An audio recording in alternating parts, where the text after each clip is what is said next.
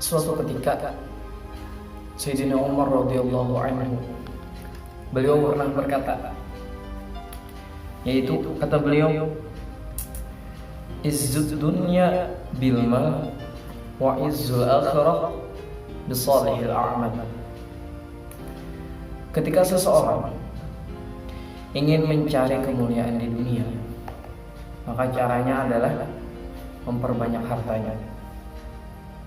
Bisa kita lihat, ketika seseorang mempunyai harta yang banyak di dunia, maka dia akan dihormati orang.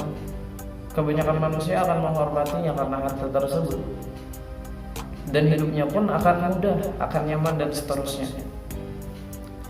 Akan tetapi kata Sayyidina Umar, wa izzul akhirah bi salihil a'mal.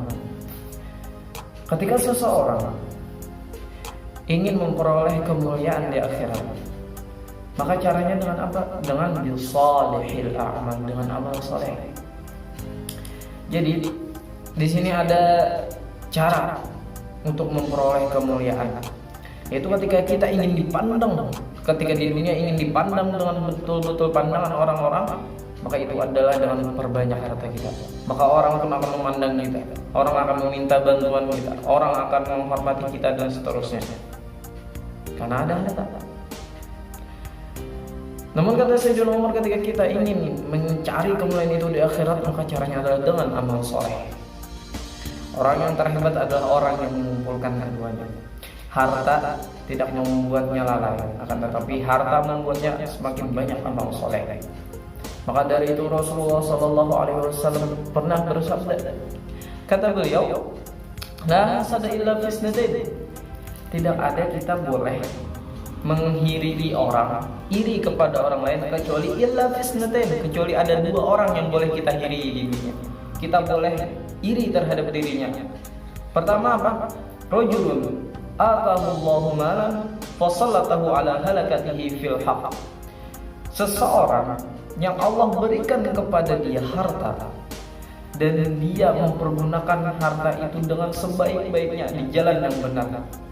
Jadi harta itu tidak membuat dia lalai, harta itu tidak dipergunakannya kepada sesuatu yang salah, harta itu dipergunakannya kepada sesuatu yang benar. Maka orang tersebut kita boleh untuk menghiri dia. Akan tetapi ketika ada seseorang yang hartanya berlimpah, hanya membuat dia lalai, hanya membuat dia sombong, kita tidak boleh menghiri dia, karena harta itu yang nantinya akan menjadi azab bagi dia di hari kiamat. Buat apa kita iri? Yang harusnya kita iri adalah seseorang yang hartanya banyak tapi dia semakin pemurah. Ketika hartanya banyak dia semakin dermawan. Ketika hartanya banyak semakin menolong orang lain. Itu yang harusnya kita iri. Hiri di sini dalam artian ketika kita hiri, kita ingin seperti dia. Kita ingin seperti dia ketika kita memiliki harta, kita ingin mempergunakannya untuk menolong orang lain. Itu hiri yang benar. Hiri yang benar kedua adalah ketika orang rajul atahullahu hikmatan fa yaqdi biha wa yu'allimuha. Yang kedua adalah ketika seseorang Allah berikan kepada dia ilmu yang banyak, sampai dia memahaminya, sampai dia bisa mengamalkannya, maka dia fa yaqdi biha, maka dalam kehidupannya dia memakai ilmu tersebut, wa yu'allimuha, dan diajarkan kepada orang lain. Jadi orang seperti ini yang kita hiri. Kenapa? Karena dia sangat hebat dalam mengamalkan ilmu. Ilmu memang mudah untuk kita cari. Apalagi di zaman sekarang, kita dapat mencari ilmu di mana saja, melewati media, di YouTube, di WhatsApp dan seterusnya. Kita bisa dapat ilmu di mana saja, tapi kuncinya ilmu apa? Bukan hanya sekedar mendapat, tapi mengamalkan. Tanda ilmu itu berkah adalah ketika kita bisa mengamalkan dan kehidupan kita semakin hari semakin baik. Yaitu dan Rasulullah pun pernah bersabda, "Man izdada ilman wa lam yazdad hudan falam yazdad minallahi illa bu'da." Kama qala Nabi sallallahu alaihi wasallam. Orang yang bertambah ilmunya tapi dia tidak bertambah hidayahnya untuk mengerjakan kebaikan, maka dia akan semakin jauh daripada Allah Subhanahu wa taala. Jadi seharusnya bagi kita ketika mendapatkan ilmu yang banyak, ketika mendapatkan ilmu dari mana-mana pun, niat pertama kita adalah untuk mengamalkan ilmu tersebut, bukan untuk menceramahkannya, bukan untuk membuat ilmu itu hanya menilai buruk orang lain, tidak. Tapi kita harus mengamalkan ilmu tersebut. Jangan sampai ilmu yang kita dapat itu hanya akan membuat kita celaka. Karena apa? Di dalam matan Zubat disebutkan, wa alimun bi ilmihi lam ya'malan mu'adzabun min qabli ubadil wasan. Seseorang yang punya ilmu tapi dia tidak mengamalkan ilmunya, apa kata beliau? Mu'adzabun min qabli ubadil wasan. Dia akan diadab sebelum penyembah berhala dia itu. Na'udzubillah summa na'udzubillah. Jadi sangat luar biasa. Sangat luar biasa ilmu itu. Apabila kita amalkan dan kita dapat mengajarkannya kepada orang lain, nah orang-orang yang seperti itu yang harus kita iri. Kita ingin punya ilmu yang kita bisa amalkan dan kita ajarkan kepada orang lain. Karena orang itu pahalanya luar biasa. Kata Nabi, man dalla ala khairin falahu ajruhu wa ajru man fa'alahu wa la yanqusu min ujurihim syai'a. Atau kama qala Nabi sallallahu alaihi wasallam, barang siapa yang menunjuki seseorang kepada jalan kebaikan, maka dia akan mendapatkan terus-menerus pahala kebaikan tersebut selama orang yang dia tunjuki itu mengamalkannya. Dan dia dapat pahala itu full, sempurna, perfect, gak ada terkurang-kurang. Jadi pahalanya yang paling luar biasa. Nah, jadi itu.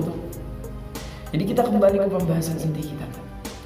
Kemuliaan di dunia dapat kita raih dengan harta yang banyak. Oke, mungkin ini agak sulit.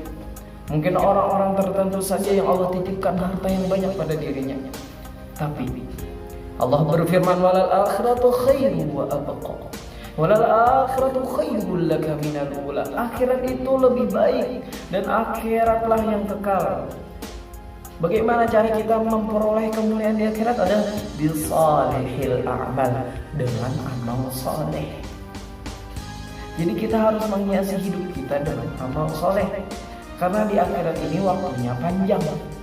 Waktunya panjang. Bukan hanya panjang, tapi dasar memang tidak berujung. Dan itulah tujuan kita sebenarnya. Bukan hidup di dunia ini yang tujuan kita. Bahkan kata Sayyidina Ali radhiyallahu wajhah, beliau itu mengatakan seperti ini, an-nasu niyamun wa idza matu intabahu. Manusia ini semuanya itu tertidur. Wa idza matu intabahu, dan ketika mereka itu sudah mati, maka mereka akan sadar. Maksudnya apa? Seolah-olah yang kita dapat di dunia ini adalah yang kita dapat dalam mimpi kita. Semisal kita tidur, di mimpi kita memiliki mobil, di mimpi kita memiliki rumah yang besar, di mimpi kita memiliki istri yang banyak dan seterusnya. Ketika kita bangun, apakah masih ada? Tidak, itu hanya mimpi. Nah, seperti itulah ulama-ulama kemudian menjabarkan bahwasanya dunia ini seperti alam mimpi. Jangan terlalu menganggap di dunia ini berharta-harta dan kenikmatan-kenikmatannya, karena tujuan utama kita adalah akhirat. Jangan sampai kita melupakan akhirat tersebut dan kita seolah-olah lalai di dunia yang hanya seperti mimpi ini. Di dunia yang kita miliki, seolah-olah kita miliki, sebenarnya bukan milik kita. Contoh sekarang, kita memiliki baju, kita memiliki peci misalnya, kita memiliki rumah. Ketika kita mati, apakah semuanya itu dibawa? Tidak. Yang kita bawa hanya adalah kain kafan. Yang jadi rumah kita adalah kubur dan seterusnya. Jadi harta-harta yang Allah titipkan di dunia jangan sampai hanya membuat kita memiliki perkara di akhirat, tapi jadikan harta-harta tersebut mendorong kita untuk lebih banyak beramal soleh. Segala fasilitas yang ada di dunia berupa teknologi dan semacamnya itu pergunakan untuk apa? Karena ada tujuan kita, ada tujuan. Itulah bedanya seorang muslim dengan orang yang kafir. Kenapa? Orang Islam itu ada tujuannya. Orang kafir itu hanya sekedar di dunia. Maka wajar saja ketika mereka itu memiliki harta yang banyak, itu tidak apa-apa karena tujuan mereka dunia. Kita tidak. Tujuan kita adalah akhirat. Harta kita yang banyak kita sedekahkan, kita infakkan, karena tujuan kita akhirat, bukan dunia. Buat apa menumpuk harta di dunia kalau di akhirat kita terkena siksa? Lebih baik kita sedekahkan, kita bantu orang lain supaya amal soleh kita bertambah dan kedekatan kita di sisi Allah juga bertambah. Billahi taufiq wal hidayah, wa ridha wal inayah. Wassalamualaikum warahmatullahi wabarakatuh.